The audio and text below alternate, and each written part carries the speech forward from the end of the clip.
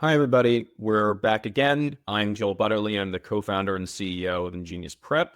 I'm joined by my friend and colleague, Dave Marcus. Dave, would you like to introduce yourself?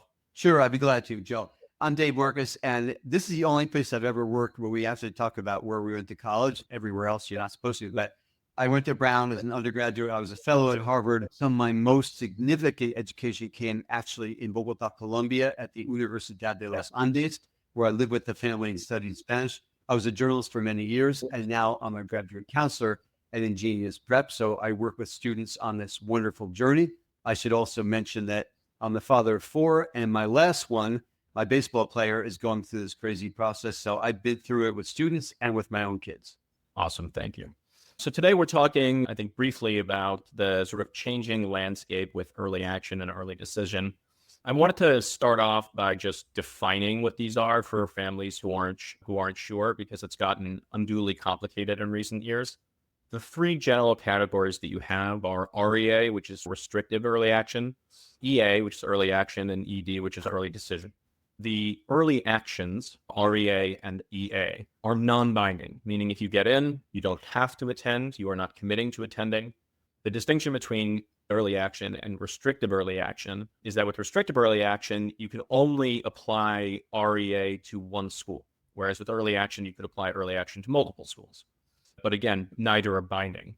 That is in contrast to early decision, where if you are admitted, it is expected that you will attend. So you are signing an agreement.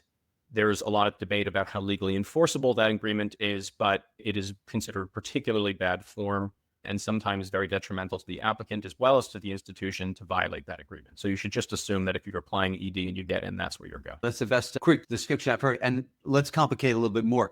There are also schools like Emory that have early decision 1 and early decision 2, still binding, but it gives you a second shot at the apple. And to your point about binding, as it happens, make it more complicated. There are actually 32 universities that are now being sued because people say that it's been portrayed as legally binding, which it's not. Of course, you're right about that. But it's more complicated. And I'll just say, Joel, I'm not the CEO, so I can say that's why it helps parents and students to work with someone like InGenius Prep, because we can help explain all this. It gets very complicated. And we haven't even gotten to the thing that parents care about, which is, does it give me an edge? What kind of edge? And so we'll go to that. Yeah. Yeah. So we'll cover, I think later, I wanted to talk a little bit about and get your feedback on all the various EDs. Now we have ED 0, 1, and 2. ED 0 is my favorite, both because the name makes no sense and because it just seems to be an arms race to the earliest possible admission. I will predict we're going to see more and more schools doing the equivalent of ED 0, which I'm a bit cynical about. Yeah. I think that's right. I think that most of the content online, what is missed is the institutional perspective. We understand what is happening from the perspective of the applicant, but we don't particularly understand what is happening from the perspective of the institution. So a simple example of this would be people tend to not understand how significant it is that this kind of subjects that they are interested in, that they say they might want to major in. Obviously, you're not picking a major in most cases before you attend. How important that is to institutional priorities. If you're a school like Harvard and you admit as many STEM students as MIT, the next year you're not Harvard anymore, right? You're much more like MIT and you have a surplus of professors and a whole bunch of departments that now either need to be closed or are losing tons of money. And so there are these institutional priorities that govern how schools behave that you really need to understand in order to take advantage of. From an institutional perspective, why is early decision important? Early decision is important precisely because it is legally binding, or because they say it's legally binding, but because it is generally binding. And you can talk about what that confusion around its bindingness means in a second. But it allows schools to manage their kind of key metrics and KPIs for success. So an admissions office is filled with people who work for an institution. And that institution has certain objectives that they want that admissions office to attain.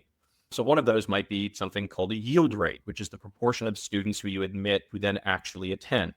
Now, with early decision, you assume that the yield rate for the students that you have admitted is close to 100%. There will be some students who violate it, but in general, the students who you admit are coming. That brings the yield rate up. Other key performance indices or metrics that they measure are things like diversity. That could be academic diversity in terms of subject matter. Like you need students who are studying English, you need students who are studying political science. You don't just want students doing CS, pre-med, electrical engineering. It could be geographic diversity. Schools really care about having students from all different parts of the US and all different parts of the world. It's also a very important way, and this is something that I think is becoming increasingly important, for admissions offices to achieve budgetary indices or budgetary metrics.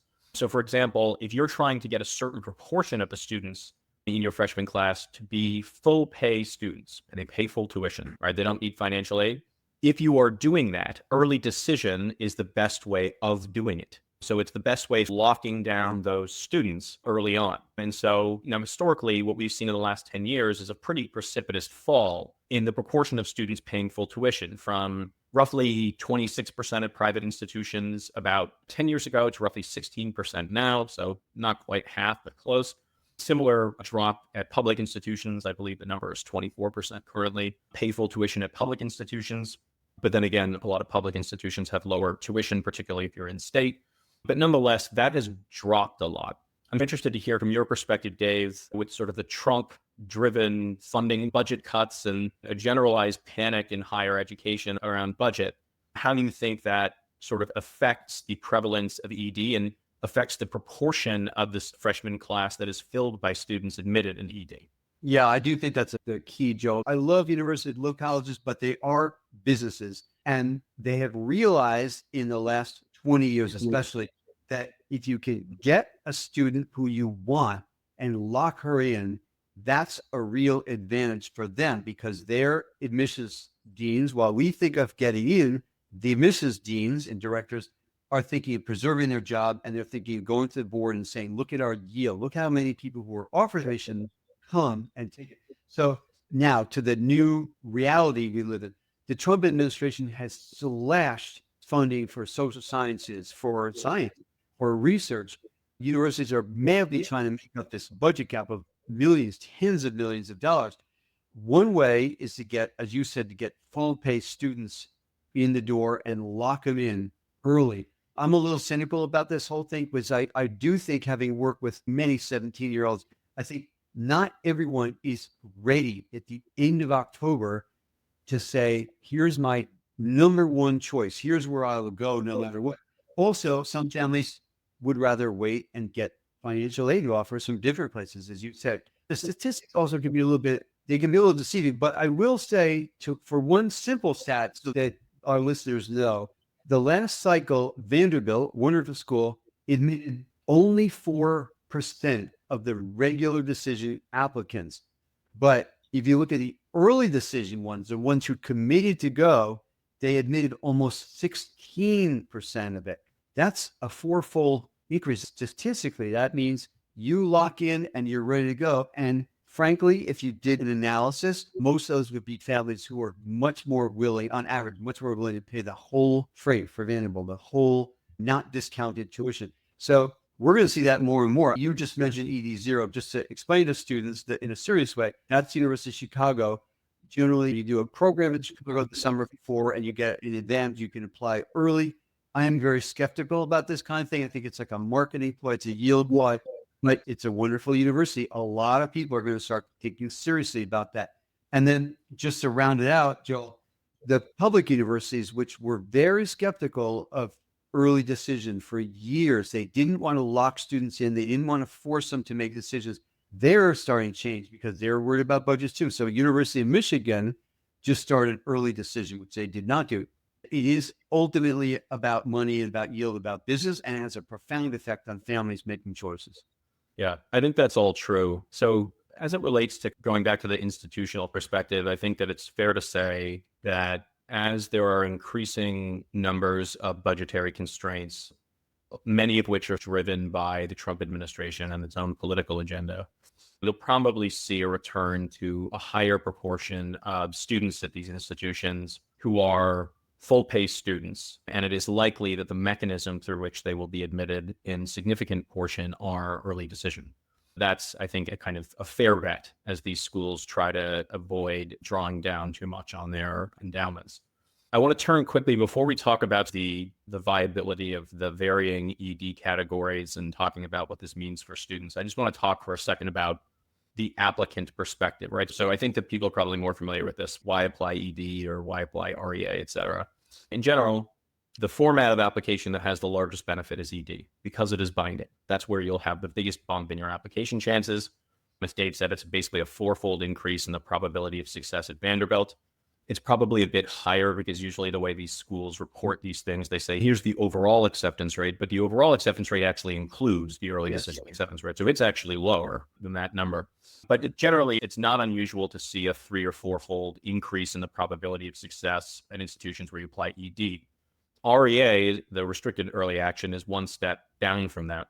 In general, we've seen actually a fair amount of fluctuation in terms of how much it matters. There have been years where it seemingly matters little, if at all, at certain institutions. And there have been other years, like last year at Harvard, it was actually pretty substantial. It was 2 or 3 times the overall acceptance rate. So it actually mattered quite a bit that given year. But the fact that it's not binding, the fact that the school cannot assume that you will attend, then you can still apply elsewhere afterwards. One of the reasons that it doesn't have quite the same impact in terms of the acceptance rates. And then there's early action where, again, because it's early, there's a slight increase in the probability of success, but it's not as great as REA and it's not as great as ED. When Dave and I are talking about this, we're talking about a small subset of universities. Roughly speaking, we're talking about the 50 most selective universities and the 15 to 25 most selective liberal arts colleges. Universities where the acceptance rate is over 50%, et cetera. There's not a terrible scarcity of spots. And so the whole dynamic works differently, as does the admissions process at those schools. It's part of the reason that at those schools, you'll often find a VP of enrollment, which is a recruitment role, whereas at a school like Harvard, you have the dean of admissions, which is not a recruitment role, it's a selection role. The quintessential example is a student who's fascinated by Harvard or Yale, sometimes Stanford, and also really interested in Penn, Columbia had early decision, Harvard, Yale do not. They have restricted early action. And so they're like, which one should we go to? I'd like to sit here on this for a second, because I think that this is a really interesting question, one that I think Dave and I probably disagree on. But I'll start by posing the question to you, Dave. If I'm a 17-year-old and I say, my dream school is Harvard, my second choice is either UPenn or Columbia, and let's just assume I have good reasons for these selections. They're not just arbitrary and based on name brand recognition. And you're advising me, do I do REA Harvard or do I do ED Columbia? How would you think through that problem with a student? I'm actually dealing with a couple of students with this very problem. The Common App just released statistics, and it says that this trend is increasing. So early applications were up 17% last year over the year before, and early action, CEA, and early decision, the binding ones, were up 4%. So it's not just something we're seeing at the most competitive elite university. It's not something just we're seeing in one neighborhood in New York and one neighborhood in Boston and one neighborhood in Hollywood. Students are applying early, especially early action, like crazy. Now, your question is fraud because statistically only, early decision, you have a better chance of getting in and applying early decision binding at schools that we're talking competitive schools that offer it. This is what I've been telling my students. You're telling me this was about Brown versus Columbia. Okay, so I know the stats and I know that you have an edge for both schools, but Columbia, let's talk about the basics. Let's get away from the stats. Columbia has a core curriculum. Brown, where I went, I know has what we called no curriculum, but it's really called the open curriculum. You choose what you want to do. You can merge film studies and biology and so forth. Columbia has a rigorous and a wonderful, amazing core curriculum. So students get so caught up in this stuff. This is the thing for me. We're coming from the student perspective, the family perspective. If you love Columbia, then yeah, go for it. Apply early. And if you love Yale, then you can apply restricted early action, and you can still apply to public universities. You can't apply to private ones. But if you're really not sure, if you're really up in the air, then I think you should really rethink the early decision commitment part of it. And also, Columbia right now is still test optional, as I recall, although they seem to me to look at tests a bit. And a place like Brown, a place like Yale, they want your test score. So there are actually more factors that students consider. But if you love a school and you absolutely want to go there and your family has some means to not worry too much about the exact financial package, then go for ED. That's my way of answering your question indirectly, Joe. Yeah. So I've always taken a somewhat, I think, utilitarian approach to this when I've discussed it with students. So I'll start from the premise that Most of the students that I've met over the last, 10 or 12 years that are thinking about this decision, right? This is a champagne problem. Do I apply early to Harvard or Columbia? These are like very ambitious and competitive students. For the most part, I have found that if they're choosing between Harvard and Columbia, if you could switch the brands, right? If you could say, okay, if Columbia just had the Harvard name, but everything else was kept the same, which would you choose then? I find that most students are fairly influenced by the kind of Harvard or Yale names. And I think that there's a misconception among students and parents about the value of these brands to an individual student. That is to say, I think that people think of the brand quality of a school as being synonymous or highly correlative with post-graduation outcomes, right? How are you going to do in your life, in your career, et cetera? And what sort of career opportunities do you have? What sort of alumni network do you have? And one of the things that I've encouraged a lot of families to do is actually look a little bit more deeply into this sort of post-graduation statistics for these schools. There is not a perfect correlation. There is some between the brand name and life outcomes in terms of things like median earnings after 10 years after graduation. But it doesn't correlate the way you might think. Like you'd probably find that UPenn and Dartmouth and Columbia are actually higher than Yale in that particular respect. And generally speaking, these schools don't have high unemployment rates after graduation, but you might want to look at what fields, what careers and disciplines people are working in after graduation, because that usually speaks to the kind of efficacy of the institution and getting you those jobs and those opportunities or getting into those graduate schools. So my opinion has always been the typical fit metrics, which is, are you going to be happy? Is the environment academically and socially a good fit for a student? Assuming that those are relatively equal across the two schools. And you find that the outcomes that you're looking for post-college are the same or maybe even favor the school with, let's call it, the slightly less illustrious brand name. Not to say that schools like Columbia or Dartmouth or Penn don't have very illustrious brand names, but they're not Harvard and they're not Yale. Then I generally say it's probably a strategic error not to apply early decision in that circumstance because you're foregoing a real benefit of applying to go to Yale. And the reality is that what is going to look different in your life, having gone to Yale versus having gone to Columbia. Now, I will say that there are plenty of circumstances in which students have a really good reason why they want to go to a specific school, something that isn't replicable at other schools or not as easily replicable. In those circumstances, I think that students should go for what their kind of dream school is. But in as much as these students are driven significantly by the sort of brand name of the school, I would encourage some additional research before you forego the opportunity of early decision. I think that complements my advice, but I like the way you say it. It is utilitarian look at it. And I'll just mention something because I feel like sometimes when I've done podcasts, we talk about the theories and we don't talk about a couple of real students. So let me give you two examples of things that parents should keep in mind. I was a teacher, a fellow at Deerfield Academy, a fantastic school. So a student there, one of my star students, she gets into Harvard and then she got into the University of North Carolina and they gave her a full, what is basically a presidential scholarship. And she went to UNC Chapel Hill and people were shocked. Long story short, 2 years later, she ends up as a star at Harvard Medical School. Student I know had some really good options, just wanted kind of a small place to become a star and get to know professors, went to Hobart William Smith, upstate New York, and is now at Harvard Dental School, which is incredibly tough to get into. I could tell you dozens of stories like this where students made an unusual choice, thinking about ED, thinking about EA, but thinking more about what you would call the utilitarian thing, with value to them. Listen, Brown, if you look at the earnings, some people went to Brown. A lot of us were dull enough to become journalists. So the earnings don't tell the whole story because statistically, more people from Brown probably become teachers and social workers and museum curators. So they're doing something they chose to do, whereas people who went to Dartmouth often go on to more financial careers. I'm not saying it's a good or bad. Now I'm just saying that there's subtleties that parents don't see. I want to mention one more thing. Who else is applying ED, making a commitment to it? Recruited athletes are. And who else is? Legacies. Mommy went to Penn, and grandma went to Penn. Or, and we've talked about this, you and I, Joe, donations.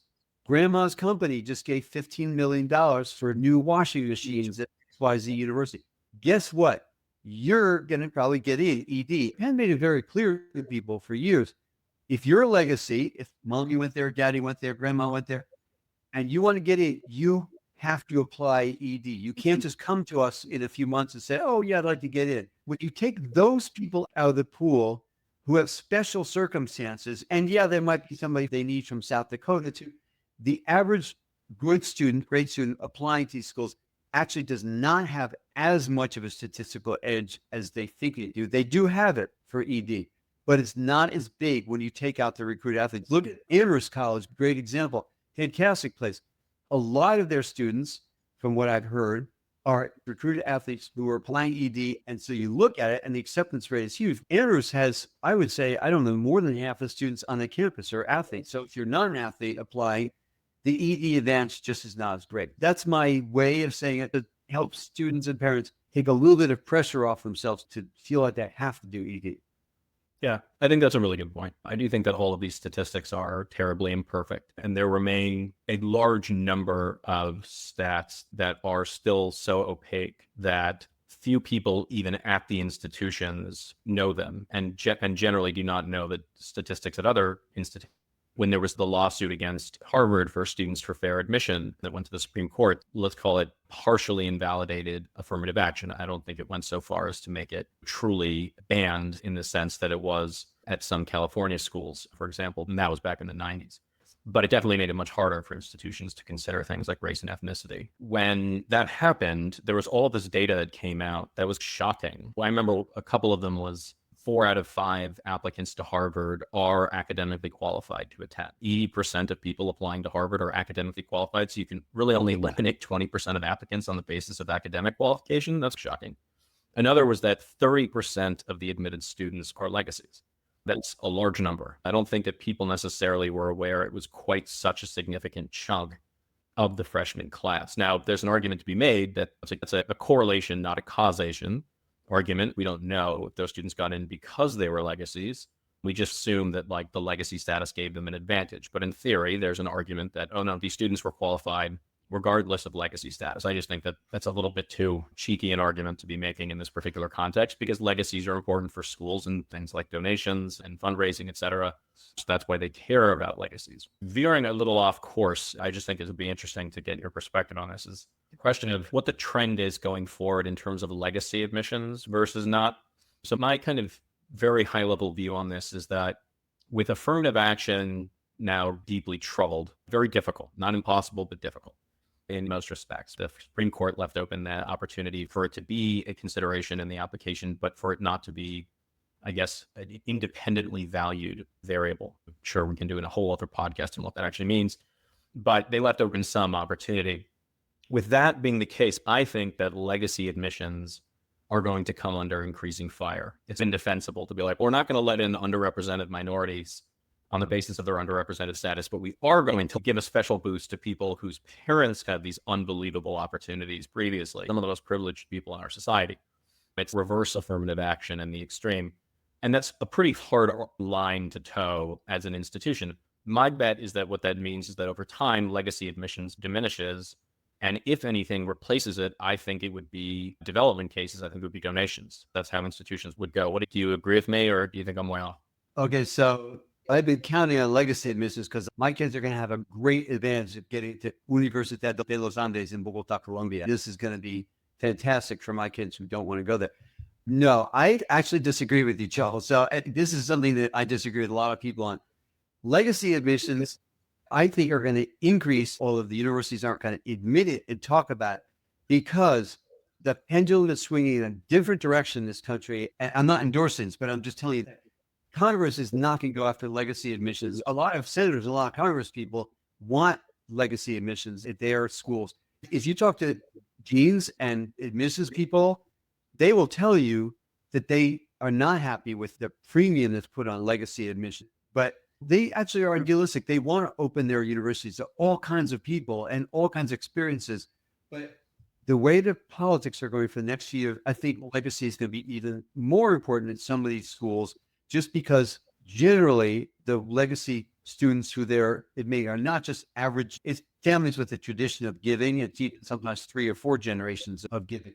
I hope that we can have an honest discussion in this country about all this. And also, Joel, speaking of opaque, it's actually really difficult to know. University of Virginia just revealed their admissions stats. And yes, there is distinct advantage now that ED is back there, but they're not releasing the stats about the racial diversity of who is admitted, because guess what? They're not keeping those stats. So I think those stats are really valuable for us as a nation, for parents, for students to know. But schools are afraid to ask the question and keep that question. We don't know what's happening with that. And legacy admissions, Harvard did not talk about that openly. They were forced to disclose that as part of the lawsuit. So what I hear anecdotally from students, from people I know who've worked in admissions, is that there is a big legacy at these places is a big, well, and will continue to be. The good news is that a lot of students don't want to go where their parents went, and that opens up more openings for more students. Yeah. I wouldn't expect any modifications to legacy admissions to come from Congress or politicians generally, in large part because I think that there is actually the constitutional argument against affirmative action is not a weak legal argument. It's just not. But from a legal perspective, it wasn't a flimsy argument in terms of discriminating on the basis of race, which is a protected class. Whereas with legacy, you don't necessarily have that issue, somewhat ironically, because it's not actually selecting for race. It correlates with, but does not necessarily select for race. So there is an argument, but I don't think it's as strong. So I think that the push would come from the public and the institutions themselves as generally being more progressive might struggle to justify legacy admissions. But the other thing that sort of sticks in my mind about this, and again, I guess this is a very utilitarian approach to it, is the argument that we are given about legacy admissions is that these are students who are like, they were qualified, and legacy admissions is just like a tiebreaker between them and other students. But most of the aggregate data that we've actually seen on this, and there's not a ton, suggests that it's actually a significant advantage. It's not just a tiebreaker. It's giving you like a real boost. If that's the case, then wouldn't these schools just be better off being straightforward about this? Instead of saying, okay, we're going to give 30% of our class to the population of people who wouldn't have gotten in otherwise, and who we think are more likely to donate money. Wouldn't it just be easier for them to say, okay, we're going to basically give these 10 spots to unqualified students whose parents donate $50 million. And that way they preserve way more spots in the class for students who otherwise wouldn't have spots, but who were meritorious enough to get admitted. And to me, it seems like it's something that higher education would never do explicitly, but it seems like, frankly, just a missed opportunity. I want to mention two things.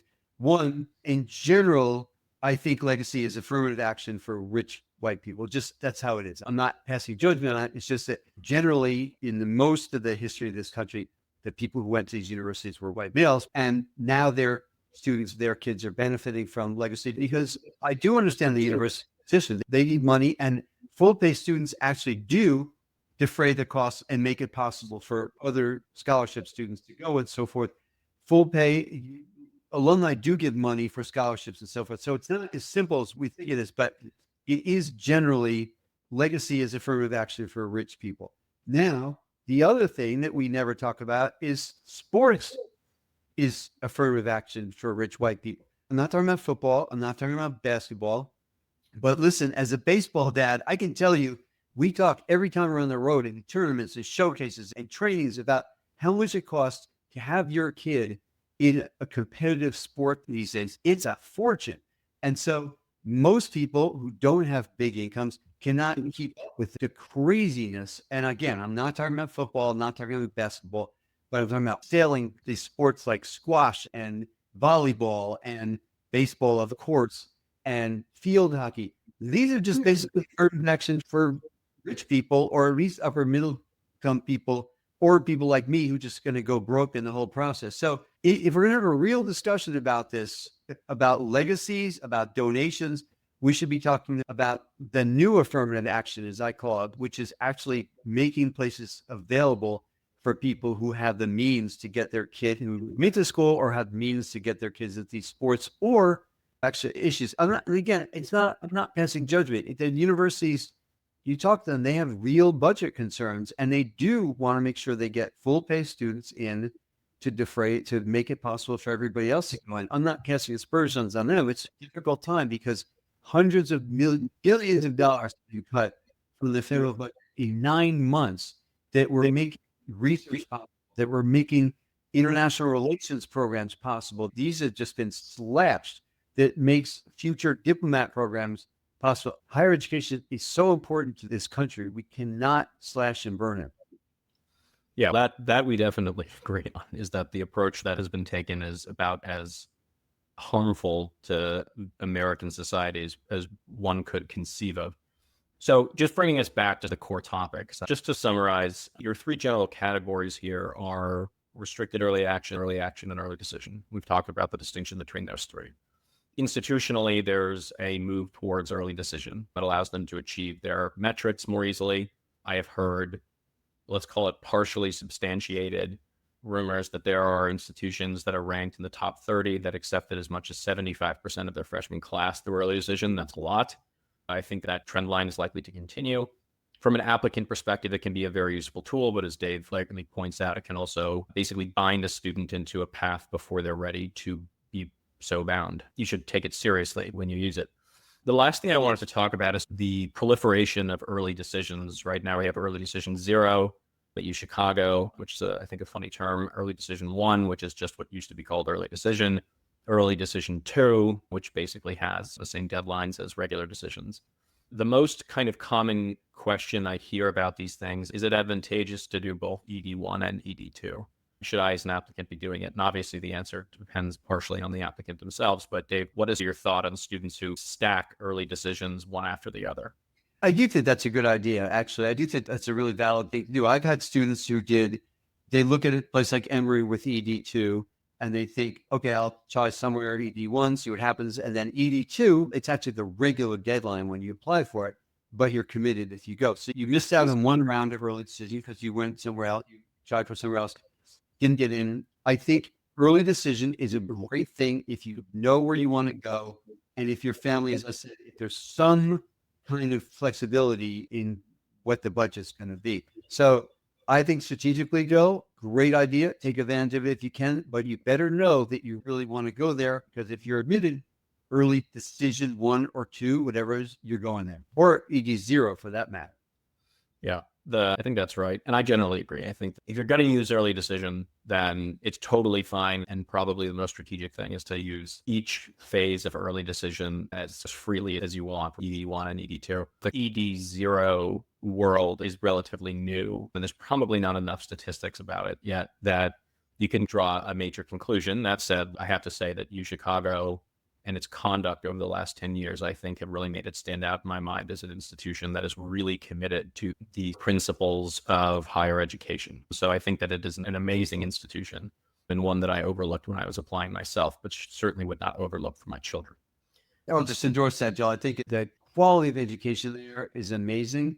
I'm not super excited about the fact that they're basically telling students they have to make this decision to decide where to apply even earlier than anybody else. But listen, they have to fill their classes. They have to get the best students. It's competitive for them too. They want them coming to Chicago. So I would not be surprised if we saw some movement like that, just like now that Michigan has a top public school. I'm keeping an eye on Purdue, on UNC Chapel Hill, Wisconsin. Are they going to start doing ED? Because they have the same financial realities as everybody else is. They would like to lock in great students. You can't blame them. Yeah, it would make total sense. It would not be surprising if that was the trend there. Dave Marcus, thank you so much for your time. This was really interesting, and I'm glad that we got a chance to talk about what would happen if institutions just sold several spots to unmeritorious students for $100 million each. It's a topic that I've thought about often. Kind of net of all of this is, what is right for a student is obviously specific to that individual, their goals. We can really only draw generalizations on the podcast without talking about specific student cases. I think that in general, early decision confers a benefit. In certain circumstances, that benefit is right for you. In others, you should not bind yourself when you're not ready to make that commitment. But as the sort of landscape increasingly changes, it's important to stay abreast of these things so that you don't miss out on opportunities. The very last thing I'll say is just on school selection. School selection is, in one sense, much easier than people think, and in one sense, much more complicated. It is easier than people think because for any individual student, based on what they're looking for, the things that they know they're looking for, and their grades and their test scores and their extracurriculars, it's not like the realm of, there are over 3,000 four-year universities in the United States. You're not choosing from 3,000, right? Just a few metrics about a student narrows it down to maybe 30, 50 at most. So in that sense, it's actually easier than most people think. The part that makes it very hard is all of the intangible factors that will make a student happy. And happiness does correlate very highly with both academic and long-term success in college and beyond. But beyond just the sort of happiness of the individual student, there's sort of things like, what is their long-term career interest and how does a given institution actually support that career interest? It's not as simple as the highest ranking school is best for your career and so on.